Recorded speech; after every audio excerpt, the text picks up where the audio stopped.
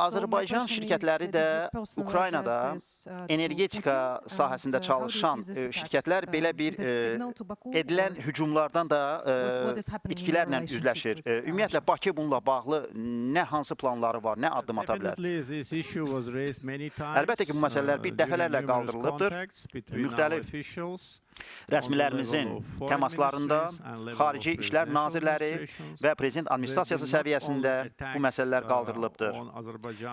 Nəinki Azərbaycanın enerji infrastrukturuna Ukraynada zərbələr endirilibdir. O cümlədən 3 dəfə Azərbaycanın səfirliyinə Ukraynadakı zərbələr olubdur. Birinci hücuma gəldikdə, baş verdikdən sonra biz təsəvvür edə bilmirdik ki, bu təsadüfi olub və daha sonra isə Rusiya həmkarlarına Azərbaycanın diplomatik nümayəndəliklərin, o cümlədən konsulluq şöbəsinin, bizim mədəni mərkəzin və səfirliyin koordinatlarını vermişdik.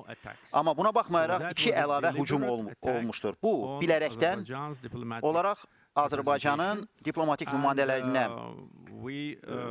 hücum çəkilmişdir. Bu, bizim bununla bağlı xüsusi bəyanatımız oldu və o cümlədən səfir dəvət olundu, diplomatik nota ona verildi. Biz yalnız diplomatik formatda addımlar atdıq, əlavə hər hansı bir iş görə bilmərik.